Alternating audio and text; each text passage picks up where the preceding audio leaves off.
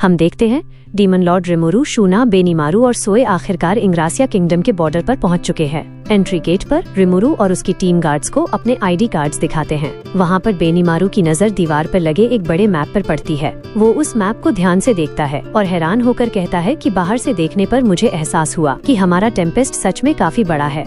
रिमुरु बेनीमारू को बताता है, हाँ, अगर हम सिर्फ जमीन के एरिया की बात करें तो हमारा टेम्पेस्ट अकेले ही इन सारे वेस्टर्न नेशंस के बराबर है। सब इंग्रासिया के अंदर जाते हैं।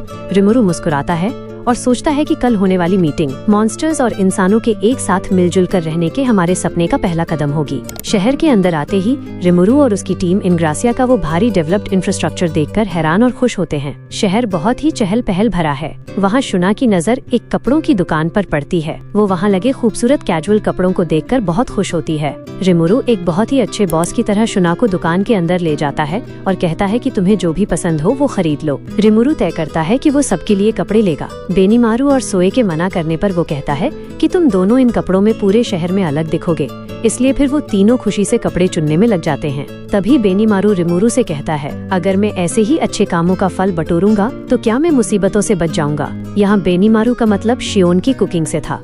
तभी शूना कैजुअल ड्रेस में बाहर आती है। रिमुरु शुना की तारीफ करता है, लेकिन बेनीमारू और सोए की बिल्कुल नहीं करता। पूछने पर वो कहता है कि तुम दोनों ने बहुत टाइम लगा दिया। रिमुरु मन ही मन सोचता है कि बेनीमारू और सोए इतने हैंडसम हैं कि इन पर तो कुछ भी सूट कर जाएगा, इन्हें इतना सोचने की क्या जरूरत है। फिर शुना रिमुरु से पूछती है कि क्या आप अपने लिए कुछ नहीं लेंगे। रिमुरु उनसे कहता है, अब देखो प्रो कैसे कपड़े चुनता है। वो सीधे दुकानदार के पास जाता है और कहता है कि भैया जो भी मुझ पर अच्छा लगे वो दे दो। सीन कट होता है और हम रिमुरु को एक कैफे में बैठे हुए देखते हैं। वो कॉफी पी रहा है, वो भी ज्यादा दूध डालकर, और खुद को बहुत बड़ा एडल्ट समझ रहा है। तभी वहाँ हिनाटा आ जाती है और रिमुरु को बच्चों वाले कपड़ों में देखकर उसका मजाक उड़ाती है। असल में दुकानदार ने उसे बच्चों वाले कपड़े पहना दिए थे।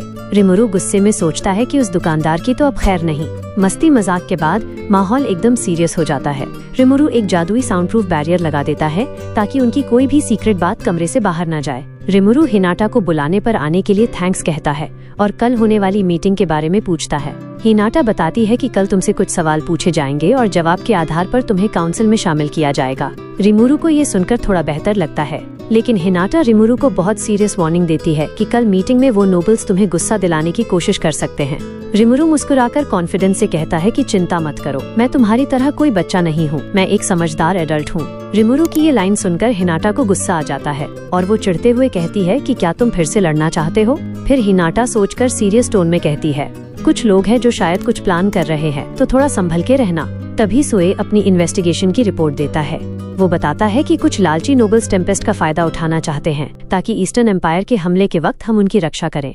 रिमुरु उन्हें एम्पायर के बारे में डीप नॉलेज देता है कि ईस्टर्न एम्पायर के पास हमला करने के सिर्फ 3 रास्ते हैं। पहला है समंदर का रास्ता, लेकिन समंदर में बहुत ही खूंखार और विशालकाय समुद्री मॉन्स्टर्स रहते हैं जो उनके जहाजी बेड़े को तबाह कर देंगे।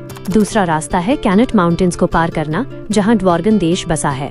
ये पहाड़ों का रास्ता बहुत ही खतरनाक है और इसे ड्रैगन्स नेस्ट कहा जाता है। और तीसरा और आखिरी रास्ता है जुरा फॉरेस्ट के बीच से होकर गुजरना। रिमुरु बहुत ही कॉन्फिडेंस से कहता है कि जुरा फॉरेस्ट मेरा इलाका है, मैं वहाँ का डीमन लॉर्ड हूँ और अब तो स्टॉर्म ड्रैगन वेल्डोरा भी वापस आ चुका है, इसलिए ईस्टर्न एम्पायर हमारे इलाके से घुसने की गलती कभी नहीं करेगा। तभी रफाइल कहती है कि अभी के लिए तो कोई प्रॉब्लम नहीं है, लेकिन मेरा एक सजेशन है। तभी रिमुरु हिनाटा से एक फेवर मांगता है। वो कहता है कि तुम ड्वॉगन के अंदरूनी मामलों की इन्वेस्टिगेशन करो, क्योंकि हो सकता है कि एम्पायर ड्वॉगन को अपने हमले का रास्ता बना ले। हिनाटा रिमुरु की इस इंटेलिजेंस से इम्प्रेस हो जाती है और कहती है कि तुम दिखते तो बहुत केयरफ्री हो, लेकिन असल में तुम हमेशा बहुत ज्यादा सतर्क रहते हो। रिमुरु मन ही मन मुस्कुराता है और सोचता है कि ये सारा नॉलेज तो राफेल ने दिया है। इसके बाद रिमुरु एक सीरियस मुद्दा उठाता है। वो बताता है कि ड्यूक म्यूज नाम का वो घमंडी नोबल जिसने हमारे फेस्टिवल में ड्रामा किया था, उसका मर्डर हो गया है। रिमुरु को लगता है कि जिसने भी ये सब किया है वो काउंसिल से जुड़ा हुआ है। फिर सोए अपनी इन्वेस्टिगेशन की असली डिटेल देते हुए बताता है कि म्यूज को बहुत ही लंबी दूरी से मारा गया था। वहाँ कोई जादुई निशान या ऑरा नहीं था, बस उसके माथे पर एक छेद हो गया था और मरने के तुरंत बाद एक तेज आवाज आई थी। ये डिटेल सुनते ही रिमुरु और हिनाटा एक दूसरे की तरफ देखते हैं और तुरंत समझ जाते हैं कि ये किसी जादुई स्पेल का नहीं बल्कि एक स्नाइपर का काम है। शूना इसके बारे में पूछती है। इस जादुई दुनिया में किसी को बंदूक के बारे में नहीं पता था, इसलिए रिमुरु अपना थॉट कम्युनिकेशन मैजिक इस्तेमाल करता है और सबके दिमाग में एक स्नाइपर राइफल की इमेज भेजकर उन्हें समझाता है कि ये क्या चीज है। मीटिंग खत्म होने के बाद हिनाटा जाते जाते रिमुरु को एक बार फिर वार्निंग देती है कि कल गुस्सा मत करना। रिमुरु बोलता है कि टेंशन मत लो।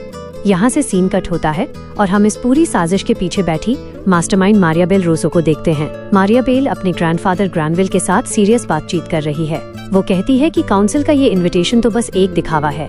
मैं डीमन लॉर्ड रिमुरु को कभी भी काउंसिल में शामिल होने की परमिशन नहीं दूंगी। मुझे पूरा यकीन है कि कल मीटिंग में कुछ ऐसा होगा कि डीमन लॉर्ड रिमुरु खुद ही हार मान लेगा और इंसानों के साथ मिलजुल कर रहने का अपना सपना हमेशा के लिए छोड़ देगा। इसी बीच ग्रैनविल उसे एक और बहुत ही इम्पोर्टेंट बात बताता है कि वेस्टर्न नेशंस अंदर से बिल्कुल भी एकजुट नहीं हैं, खासकर इंग्रासिया किंगडम जो हम रोसो परिवार के खिलाफ अपनी ताकत बढ़ा रहा है ताकि वो हमारा सामना कर सके। ग्रैनविल इंग्रासिया के किंग एगिल और उसके इंक्विजिटर ऑफ मैजिक का जिक्र करता है। मारियाबेल बहुत ही ठंडे दिमाग से जवाब देती है कि आप चिंता मत कीजिए ग्रैंडफादर, मैं उन सबको भी अपने कैलकुलेशन में लेकर चल रही हूँ। ग्रैनविल के जाने के बाद सीन फिर से शिफ्ट होता है। अब मारियाबेल एल्डर जोहान के साथ बैठी है। मारियाबेल जोहान से कहती है कि ग्रैंडफादर ने मेरे लिए ये मिठाइयाँ भेजी हैं और कहा है कि वो इसके लिए बहुत एक्साइटेड हैं।